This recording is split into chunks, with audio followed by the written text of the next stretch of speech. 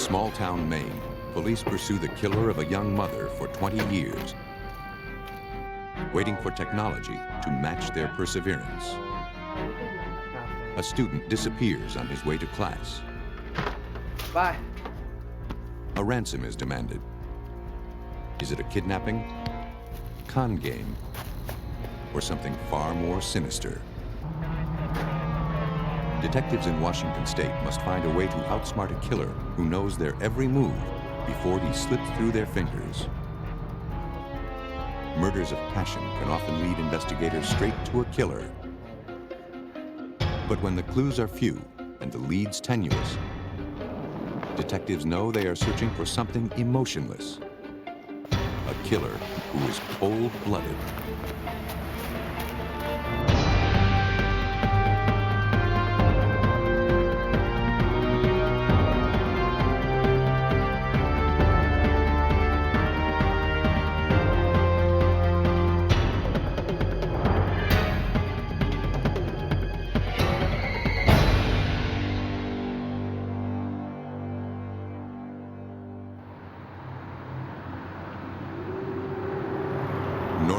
Maine, November 23, 1976.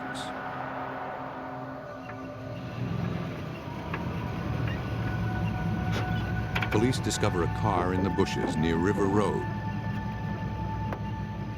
The engine still running. There was no one in sight.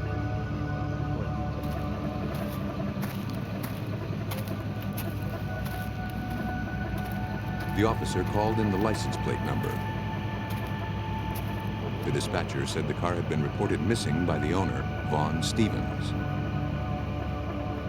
Stevens claimed that his girlfriend had borrowed the car earlier in the evening to do some shopping, but had not returned.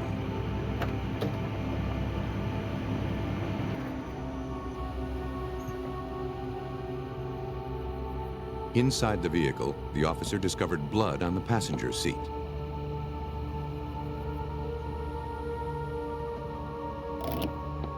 Vaughn Stevens was contacted and asked to respond to the scene. The officer continued to examine the vehicle.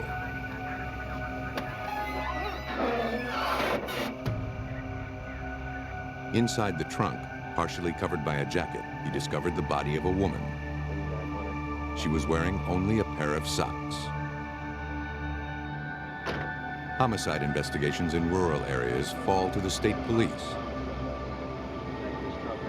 After being notified, investigators began to scour the area for clues.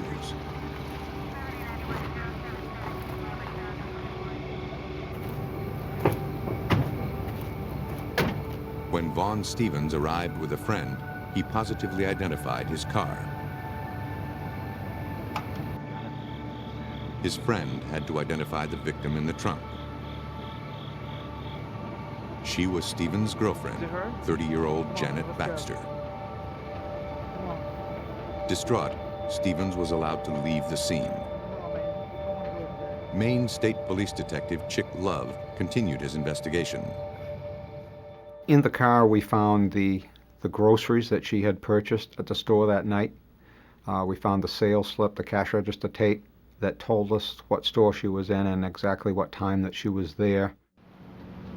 The coroner's autopsy revealed Janet Baxter had been shot in the head and chest with bullets from a .22 caliber handgun.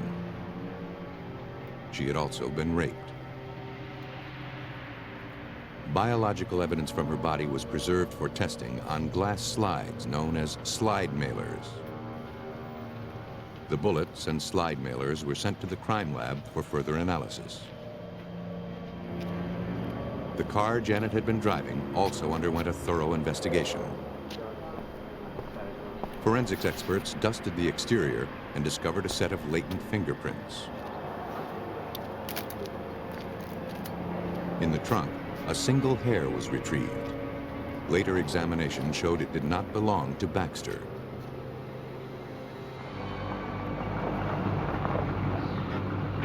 Hoping to find witnesses, detectives began canvassing the area near River Road. One resident, Clarice Merrill, said she had seen something odd the night before. While driving home, Merrill saw two vehicles pull off the road at the same location where Janet Baxter's body was later found. One of the cars was a yellow Volkswagen. Merrill believed the other car was a Ford LTD. Inside, she saw a man and a woman. The woman appeared to be asleep. Merrill helped create a composite drawing of the man in the LTD, while police began making efforts to locate the yellow bug. Thank you. In most murder cases, spouses and significant others are always considered suspects. The victim's boyfriend, Vaughn Stevens, was questioned in depth the next day. He agreed to take a polygraph test. He told police that Janet Baxter worked as a nurse and had recently been through a bitter divorce. No, sweetie, you need to go back to bed. She had custody of her daughter, Julie. Let me help you with that. You got that? Around 9:30, Janet decided to go to the store. Stevens' car was blocking the driveway. He gave her his keys. All right. All right. Janet said she would be back in a few drive safe. minutes. Around midnight, she didn't show up. When she That's when I failed to called the police. return, he phoned police. Yes, sir. The polygraph test indicated Stevens was telling the truth. Agent, good evening. Detectives I'm also Detective questioned Tricklove. Baxter's ex-husband, We're investigating a homicide that happened on November 23rd. but he had a solid alibi, and like Stevens, he was dismissed as a Thursday, right? suspect. I was working that evening. Investigators continued searching the area for a yellow Volkswagen. Can I help you? Good evening. I'm Detective Tricklove. I'd like to ask you a few A questions. local resident, Galen Lessard, I'm sorry, owned a this is nothing similar I can say. I car. don't have anything to say to you. I'm not involved in this. When questioned, he was uncooperative and refused to be interviewed. Sorry, no, you got the wrong person. You need to see someone else. Okay, bye. Investigators probed Lessard's background. Though nothing in his records indicated he was capable of murder, investigators learned he was friends with other men in town. Their records told a different story. One was a suspect in the murder of a college co-ed 5 years earlier. Another slightly resembled the composite drawing Merrill had helped police assemble. But none of these men would talk to authorities. The investigation threatened to turn cold. On November 28th, almost a week since the murder, an officer noticed a white sedan parked at exactly the same spot where Janet Baxter's body was found. A man was standing outside the car. He appeared to be looking for something. The officer noted the registration and passed it along. Investigators ran a check on the plates and learned the car belonged to a man named Albert Cochran. A background check revealed that Cochran had done prison time in Illinois after pleading guilty to murdering his wife in 1964. Any different than Despite that? a sentence of 50 to 75 years, he was paroled after 12 years. In early 1976, his parole was transferred to the same town in Maine where Janet Baxter lived. Any kind of spat. Cochran was brought in for questioning. You observed that crime scene last night? He claimed that on the night of the murder, he was smoking marijuana and drinking with 3 strangers in the parking lot of a local bar. You were there that day? Yeah, on my way back. They invited him to a party, but he didn't want to leave his car near the bar, so he moved it to a supermarket parking lot, He gave me a ride, the same back to one the Janet grocery Baxter store. had I visited saw the night she was murdered. police over there. I was just curious, so I went over there. just Cochran take a said he look got in around. the stranger's car, but made them pull over and let him out when he became suspicious of them. I mean, not- He claimed he then walked several miles to his brother's home in Norridgewock. On the way, he stated he saw police gathered at an area off of River Road. Of your hair, if you don't mind looking that over. Though he refused to take a polygraph, investigators obtained fingerprints and samples of his hair for comparison with previously gathered evidence. Just relax.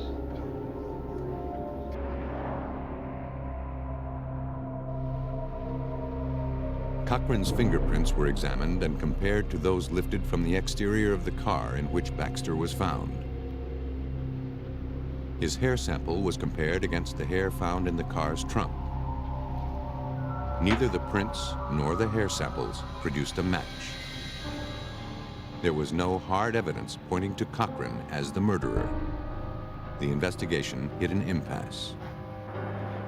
For the next 20 years, the case was passed down through dozens of detectives, each one running into the brick wall presented by the lack of hard evidence.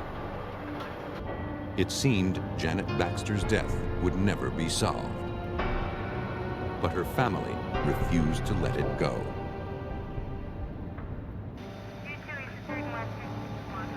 "20 years had passed since the murder of 30-year-old Janet Baxter in the small New England town of Norridgewock, Maine. During those years, no arrests had been made. Robert McCleary, Janet Baxter's father, was determined to keep the case alive, no matter how long it took to solve. Every year on the anniversary of his daughter's death, he would call police headquarters.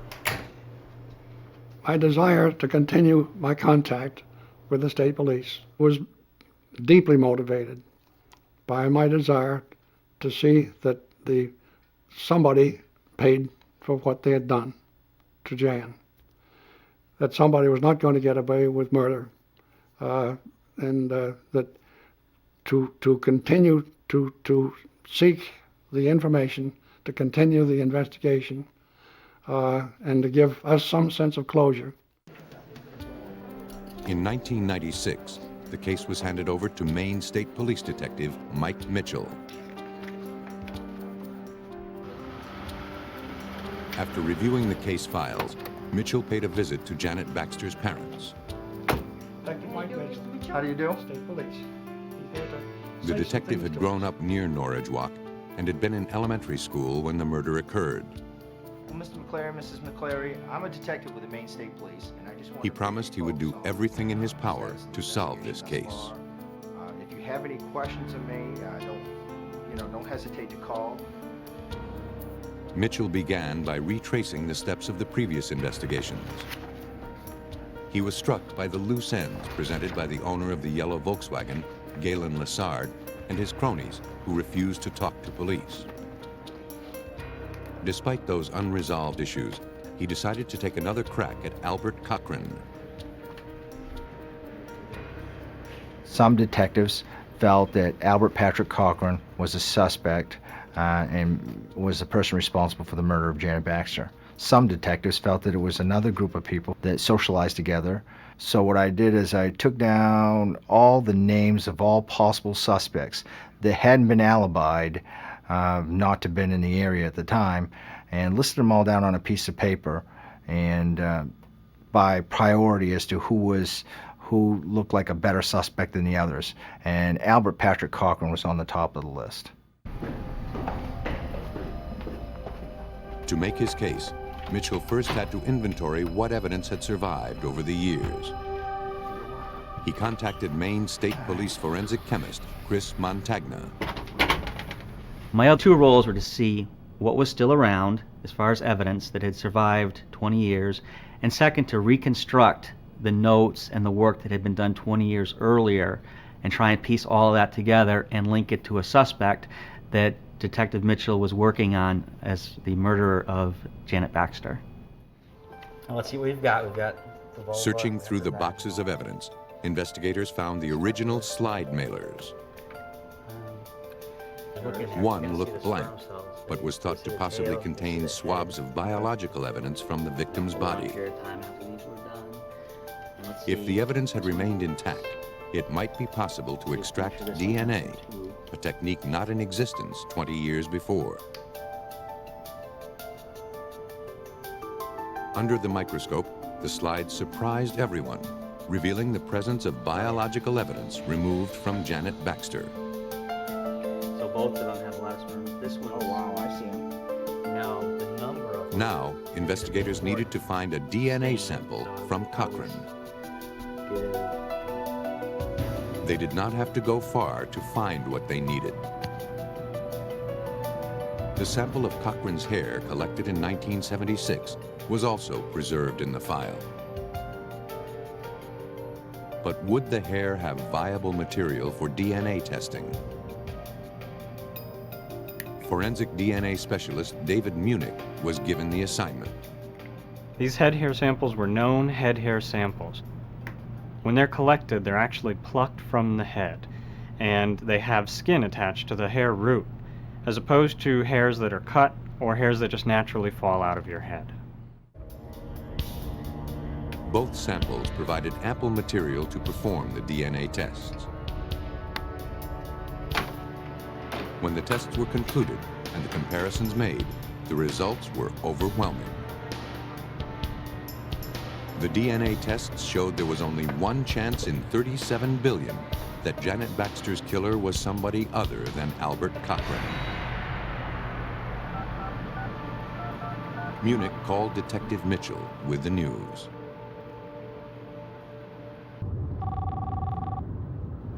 When it came back a perfect match, I can remember I was driving down the road, I picked up my car phone, and I just couldn't believe it. My eyes filled up with water thinking that it was, you know, something you'll never forget. Any idea the date of birth? It's going to be in March. I'm going to think March 17th, 1938, maybe. He's about 62 years old. Is this something? But where was Albert Cochran? What's the last name? Cochran. C-O-C-H-R-A-N.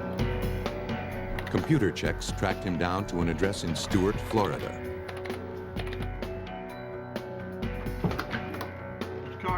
On the morning of March 17, 1998, Detective Mitchell and Florida police arrested Cochran at his home. He was extradited to Maine to stand trial for the murder of Janet Baxter. Based on the evidence gathered over 21 years earlier, detectives believe Cochran had seen Janet Baxter alone in a deserted grocery store parking lot. His prior history of violence reasserting itself, Cochran seized the opportunity to abduct his victim, later raping and killing her. On May 20th, 1999, it took a jury only 2.5 hours to find Albert Cochran guilty of first-degree murder. He was sentenced to life in prison, this time without the possibility of parole. Murder is not the only cold-blooded crime. In South Dakota, a mother's only son is held for ransom. Aberdeen, South Dakota, May 8, 1985.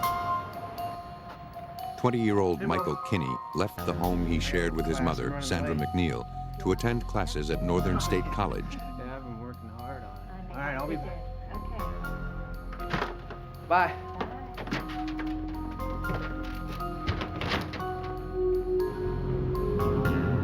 When Michael didn't return by the following morning, his mother became concerned. She decided to look for her son.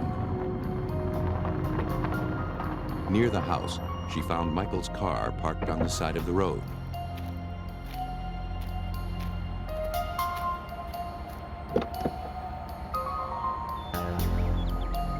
Michael was nowhere in sight. Sandra McNeil contacted the sheriff's office. Brown County Sheriff Mark Milbrandt was assigned to look into the disappearance. We had some concerns due to the fact that Michael Kenny's car was found across the roadway from his residence and had been parked there for, we're assuming, anywhere from 24 to probably 35 hours, 36. The following day, Sandra McNeil received a mysterious phone call from an unidentified man. The caller told her to go to a bar in Aberdeen later that evening and look for an envelope under the payphone if she wanted to find out what happened to her son.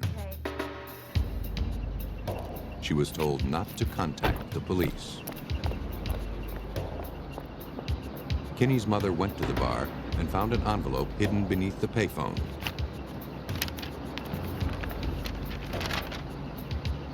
Inside was a ransom note demanding $200,000 in exchange for her son.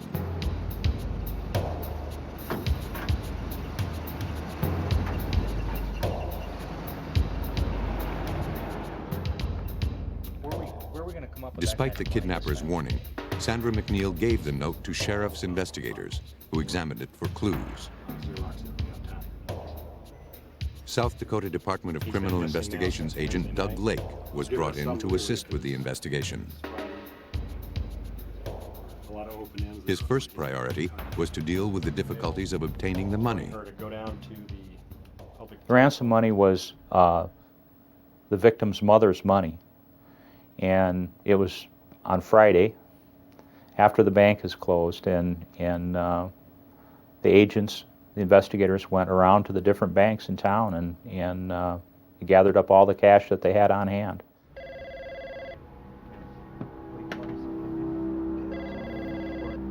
Go ahead. 3 days after her son disappeared, Kinney's mother received a second phone call. Hello? This time, investigators were listening. Is my son okay? Sandra McNeil was instructed to leave the money in Aberdeen Park at 9 p.m. Investigators traced the call to a public phone box, but the kidnapper hung up and disappeared before the police could close in.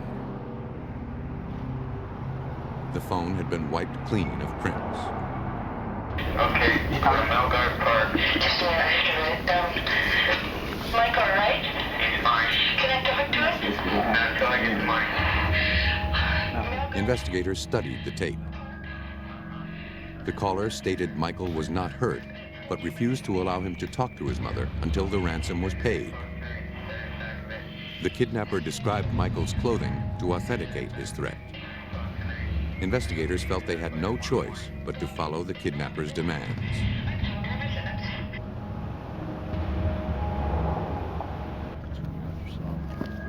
The money for the ransom was bundled and placed into a briefcase.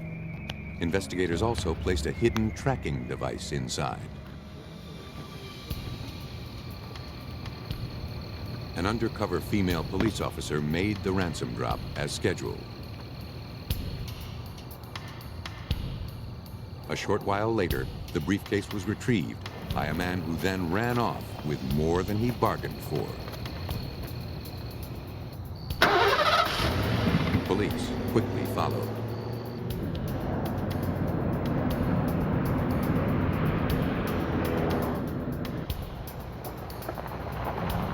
The suspect drove to a residence where he parked the blue Oldsmobile he was driving, transferred the briefcase containing the ransom money to an orange Camaro, and was joined by an unidentified female from inside the residence.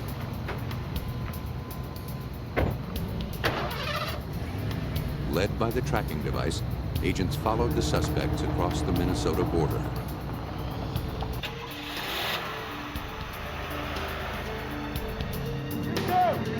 Just inside Minnesota, a roadblock halted the suspects' flight. They were ordered out of their car and arrested.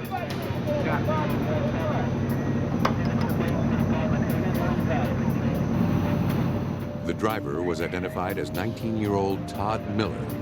The passenger was his 17-year-old sister.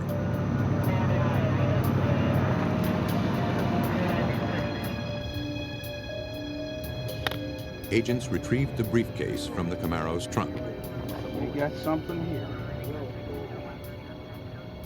The car was closely examined for clues, but there was no sign of Michael Kinney or any other leads to his whereabouts. The money. I'm telling you the truth.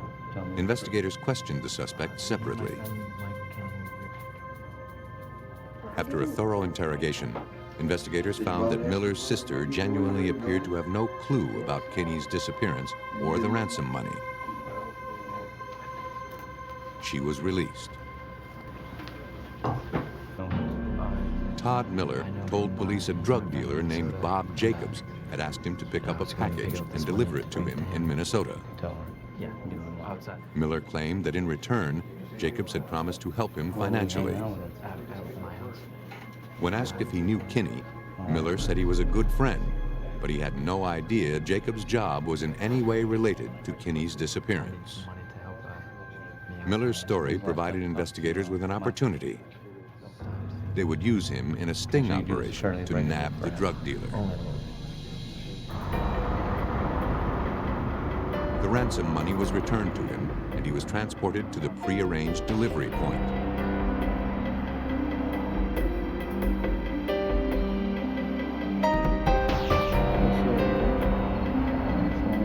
Jacobs never appeared. Detectives brought Miller back to the police station.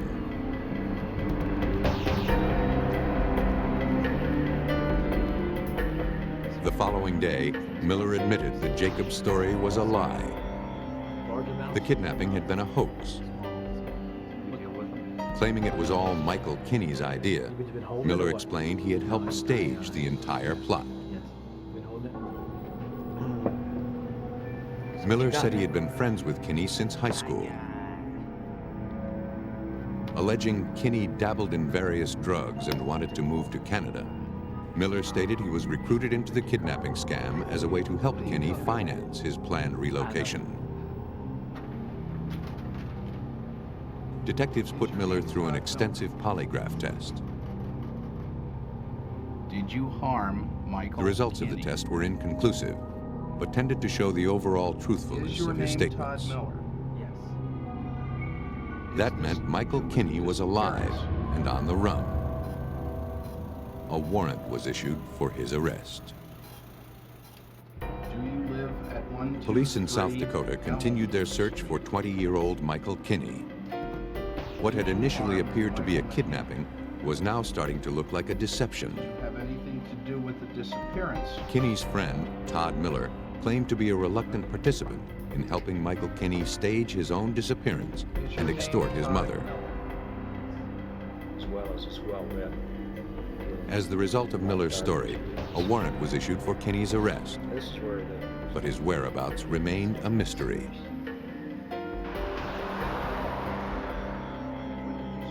Detectives questioned Kinney's girlfriend. She told them she was with Michael the night before he was reported missing. He had dropped her off at her house after they had been out for a pizza and soda. She had not seen or heard from him since. Weeks later, an Aberdeen farmer made a startling discovery. After noticing a foul odor coming from an unused ice house on his property, he entered the building.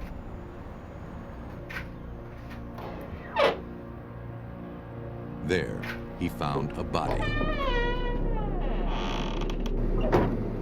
Police were immediately called to the scene. Though the body was badly decomposed, investigators found evidence of 3 bullet wounds and what appeared to be blunt trauma injuries to the victim's head. The farmer had no idea who the victim was or how the body ended up in the ice house. Through dental matches, police would soon learn the victim's identity. They had found Michael Kinney. It was a big impact on us. You know, all of a sudden we went from a possible theft by deception warrant to a kidnapping murder, a homicide. At the autopsy, the cause of death was determined to be a bullet wound to the aorta. Fibers, perhaps from a rug, were collected from the victim's clothing. It was estimated he had been dead for 2 to 3 weeks, possibly from the time of his disappearance. With Michael Kinney dead, the investigation shifted back to Todd Miller.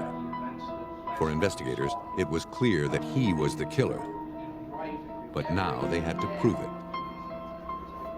To determine if he had written the ransom note, he was returned to the police station to provide handwriting samples.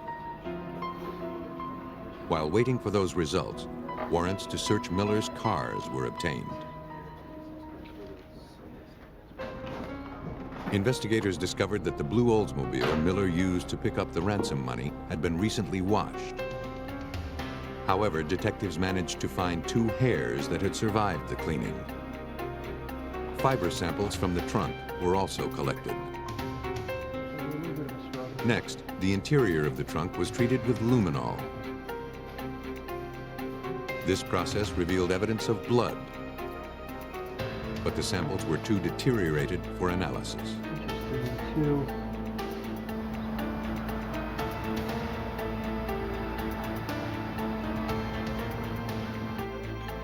The evidence was hand-delivered to State Crime Lab analyst Rex Reese for comparison. Reese compared fibers removed from Kinney's clothing to those removed from the trunk of Miller's vehicle. There was an association of the fibers that comprise the liner in the trunk and present as loose fibers on the metal part or the base bottom of the trunk itself. These were black rayon synthetic textile fibers that comprise this liner. Present on Mr. Kinney's clothing were a number of these same type of black fibers. Though the analysis was incriminating, it was only circumstantial. Investigators needed hard evidence that Michael Kinney had been in the trunk of Miller's car. Reese next compared the 2 hairs recovered from the Oldsmobile's trunk with those taken from Kinney's head during autopsy.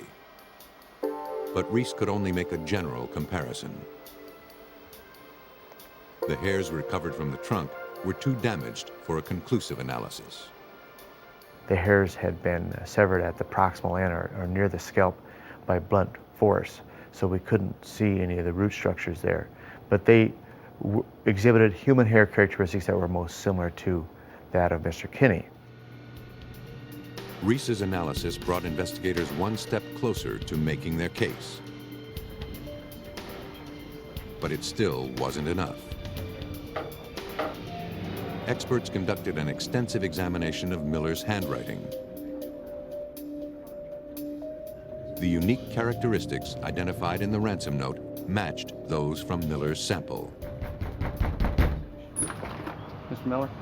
Despite his protests, Miller was arrested and charged with first-degree murder. Detectives determined that Miller had wanted to help his father get out of financial problems. He turned to the person he called his friend.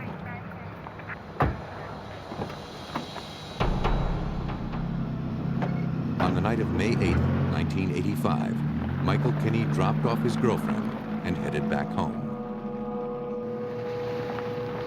Police theorized that he was flagged down by his friend.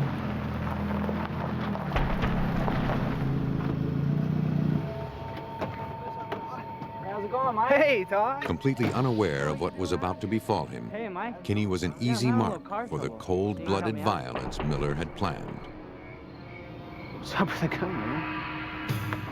After striking Kinney's head, Miller loaded him into the trunk of his car and quickly fled the scene.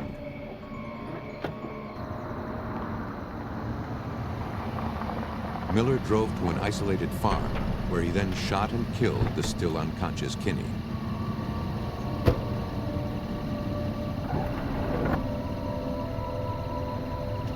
To cover his tracks, Miller hid the body in a derelict ice house.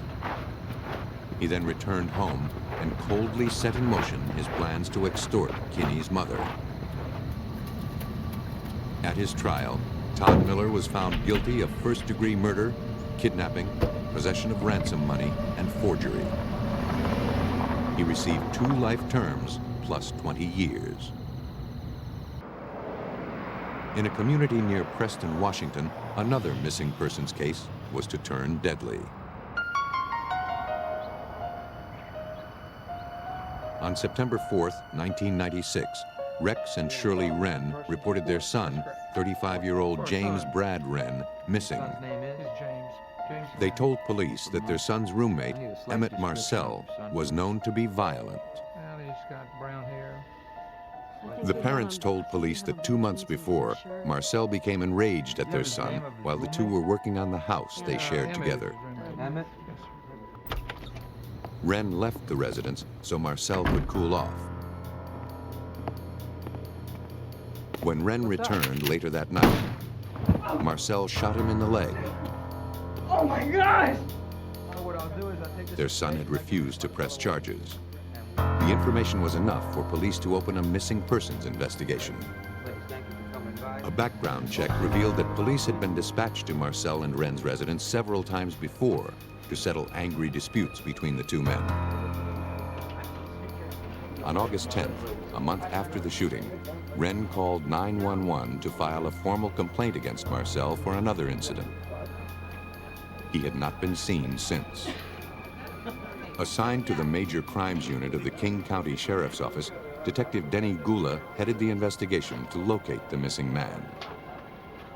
The last time he was seen was with a King County police officer. There was a disturbance at his house, and Sergeant Bachmeier, the patrol supervisor at that time, had contacted him at home and transported him to the Fall City substation. Gula began by reviewing the responding officer's log of the August 10th incident.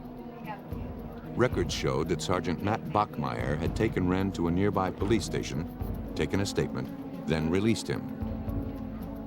Hoping for more detailed information, Detective Gula put in phone calls to Sergeant Bachmeier.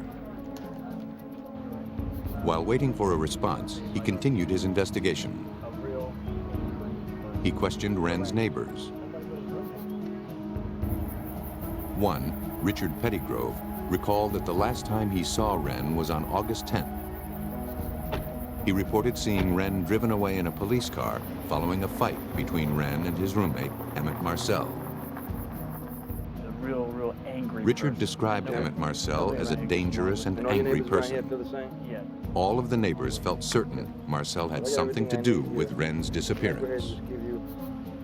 My business cards. Detective Gula ran Marcel's name through the law enforcement database. Marcel had recently been put in a Tacoma jail for an unrelated traffic violation. For investigators, it was time to pay a visit to the prime suspect in James Wren's disappearance. CCU. Okay, thank you. Police in King County, Washington searched for 35-year-old James Brad Wren, reported missing by his parents. Wren's roommate, Emmett Marcel, was quickly becoming the prime suspect. Police went to question him in a Tacoma jail, where he sat for unrelated traffic violations. Is your name Emmett Marcel? Yes. Marcel agreed to take a polygraph. He appeared unconcerned and claimed to have no idea about where Wren might be. Did you or did you not? On the evening of August 10th, the day Wren was last seen, Emmett claimed he was with a friend in nearby Tukwila, Washington. You do not know why you... Though the polygraph strongly indicated he was telling the truth, investigators were unconvinced. They obtained warrants to search Marcel's car. On the floorboard, investigators found a prescription bottle with Wren's name on it. They also found a hammer with a reddish-brown substance on it.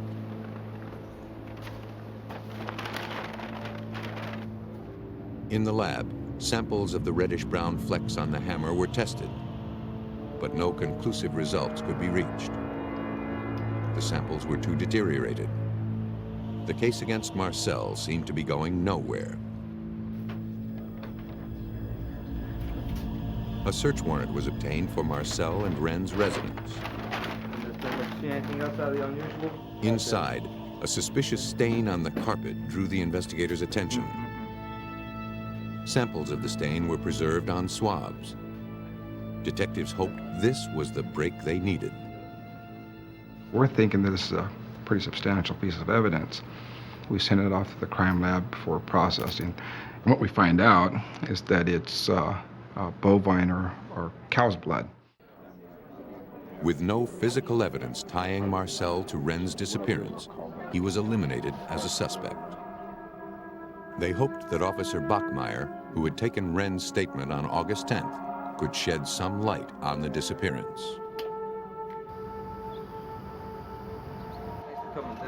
After several weeks, Bachmeier finally contacted detectives and came in for questioning. He apologized for the delay, saying he was under a lot of pressure, which was recently compounded when his home had been burglarized and set on fire. In fact, he explained that when he responded to the 911 on August 10th, he recognized Wren. Bachmeier was certain Wren was the person he had seen fleeing from his house after it had caught fire. When Wren was brought in to file his complaint, Bachmeier confronted him about the arson. Wren admitted to the crimes. But after writing out his confession, Wren stormed out of the station. For Detective Gula, Bachmeier's story seemed odd.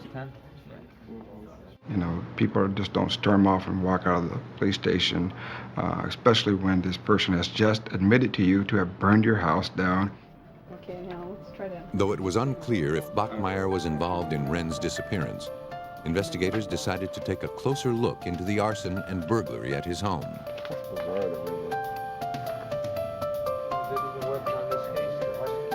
Detective Gula met with the Renton PD arson investigators who had been the first to look into the fire at Bachmeier's house.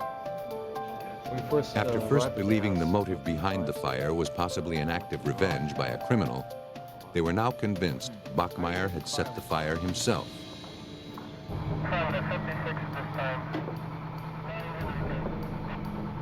The arsonist had used flares stuck in plastic containers to start the blaze, a method that would give the perpetrator plenty of time to leave the scene before the fire actually caught. The investigation further revealed numerous valuable items, including jewelry, limited edition prints, CDs, and leather jackets, had been removed from the house prior to the fire and stored in the garage to avoid being damaged. King County Sheriff's Detective Sue Peters also worked the investigation. Basically, Renton police detectives were concerned and thought Bachmeier possibly could be a suspect because one of the neighbor ladies had actually seen what she believed was Sergeant Bachmeier leaving on his motorcycle in the middle of the night, and then several minutes later, his house is on fire. Due to all of the conflicting circumstances, Bachmeier's insurance company had refused to pay his claim unless he took a polygraph, something he refused to do. He was stripped of his badge and gun and was suspended from the department. He was now the prime suspect in Wren's disappearance. But police had no motive and no body to suggest a crime had taken place. Investigators would have to outsmart a man who knew how to hide evidence. Police in Washington State were beginning to suspect that fellow officer Sergeant Matt Bachmeier was responsible for the disappearance of 35-year-old James Brad Wren. According to Bachmeier, Wren had confessed to torching and burglarizing the officer's home just before he disappeared. A copy of Wren's confession to Sergeant Bachmeier was obtained. Each page bore Wren's signature. The statement and the signatures, however, appeared to be written in a different hand. But it was not unusual for an investigator to write out a story and have a suspect sign it. To be sure, the confession was sent to a handwriting expert. Examiners determined that the signature at the bottom of each page was in Wren's handwriting, while the statement itself was in Bachmeier's. But the analysis revealed something more interesting. Though the entire statement was written in the same color ink, one type of pen had been used to write the first two pages, which pertained to Wren's complaint about Emmett Marcel, but pages 3, 4, and 5 had been written with a different pen. Those pages contained Wren's confession to the arson and burglary. For investigators, a clearer picture was beginning to emerge. It was my belief that Brad Wren was going to be used as the suspect of the arson, which he was, according to Sergeant Bachmeier. And, you know, the case is really all tied together, that Sergeant Bachmeier was becoming the focus of the arson of his own home, and so he needed to find someone that he could say set his house on fire to clear him. So he picked Brad Wren, who led a very simple life. Search warrants were obtained for the patrol car Sergeant Bachmeier used on the evening of August 10th. Small reddish-brown stains were found on the back seat and armrest of the patrol car. The rear seat covering was removed. Investigators were shocked to discover a much bigger stain in the foam padding. It appeared a large amount of substance had seeped through the upholstery and into the cushion. Samples of each stain were taken to the crime lab. They all tested positive for human blood.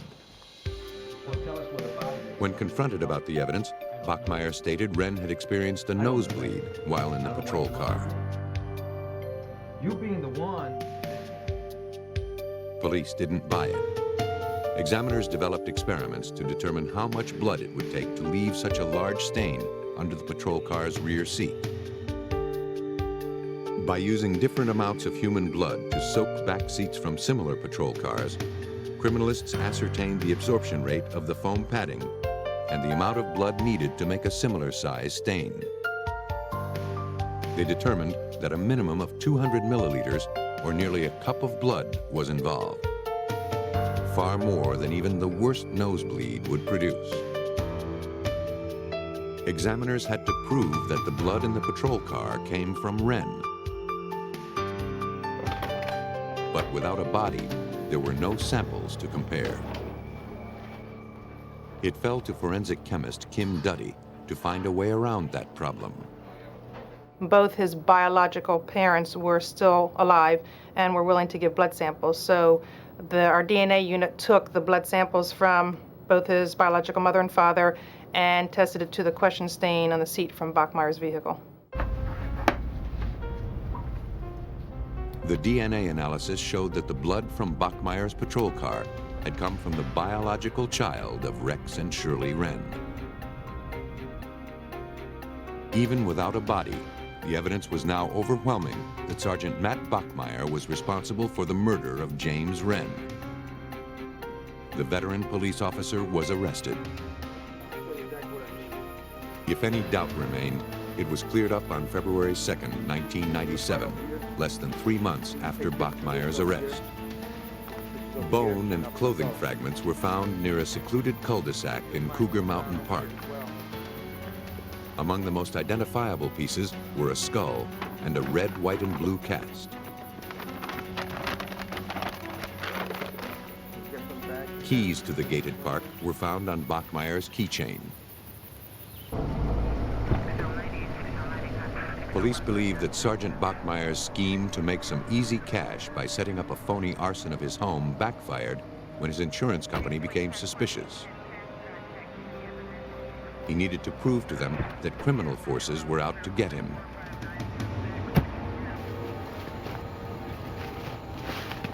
Wren became a patsy in his twisted plan.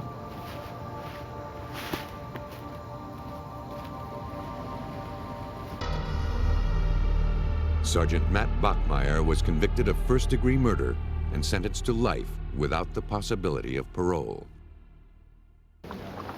Killers who strike without remorse, whose motives are obscure, can frustrate detectives in their efforts to solve a case.